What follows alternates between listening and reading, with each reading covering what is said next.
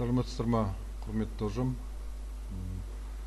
Бүгін міне келесі тәжірибе алмасу мектеп директорының оқушы жөніндегі орынбасары Қайнар Қуанышұлының ұйымдастыруымен бүгін жиынтық бағалау жұмыстарын алуды қашықтан оқыту жағдайында бір онлайн платформалармен немесе сол сияқты білім беру сервистерінің көмегімен ұйымдастырудың қандай жолдары бар, сол бойынша біраз тәжірибе бөліссек деген ұсынысы бойынша сіздердің назарларыңызға біраз мысалдар дайындадым. Енді соны көрсетуге рұқсат етіңіздер. Бұл жерде енді көп өте үлкен жаңалық ашып отқан жоқпын. Бәріміз пайдаланып жүрген әдеттегі браузер Google Chrome. Google Chrome қосылғаннан кейін міндетті түрде енді өте дұрыс болады. Өздеріңіз Gmail аккаунттарыңызға кіргізіп қойсаңыздар Google Chrome'да. Сіздердің осы Google-да істеген жұмыстарыңызды, осы Google Диск деген өте жақсы қызмет бар.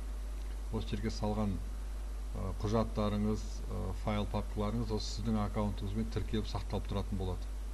Ол әрқашан қай жерде жүрсеңіз де қолжетімді сізге. Біздің бүгінгі жиынтық бағалау жұмысын ұйымдастыру үшін осы Google Chrome сайтында, Google Chrome браузерінде сіздер өз аккаунтыңызбен кіріп тіркеліп тұруыңыз керек. Мысалға менде әзір Google Chrome менің аккаунтыммен кіріп тұр. Аккаунттарыңызды ашу өте бір күрделі шаруа емес. Әзір бәріңіздің телефондарыңызда gmail.com деп аталатын электрондық пошталарыңыз, яғни аккаунттарыңыз бар. Сол аккаунттарыңызды парольдарыңызбен қолдансаңыздар болады. Одан ешқандай кедергі, ешқандай қиыншылық туындамау керек.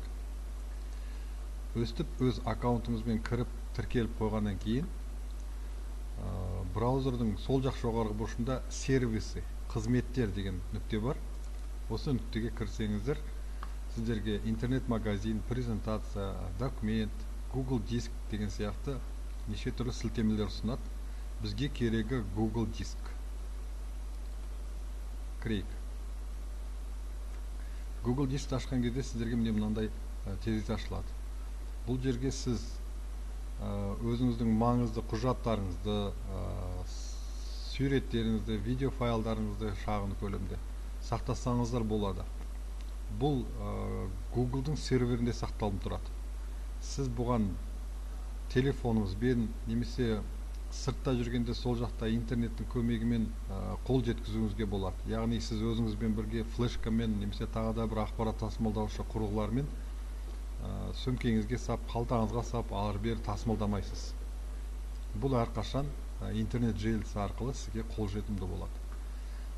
Енді жиынтық бағалау жұмысын ұйымдастыру үшін біз осы Google Дисктің ішінде Google Форма деген қызмет көмегімен тест ұйымдастыруымызға болады. Қазір осы мысалды қарастырамыз. Ол үшін тағы да сол жақ жоғарғы бұрышта создать нүктесін басамыз.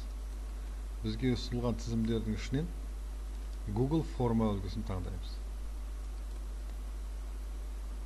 Келесі терезе жүктеліп жатыр. Осы Google Форма терезесінде біз жиынтық бағалау жұмысымызды ұйымдастыратын боламыз.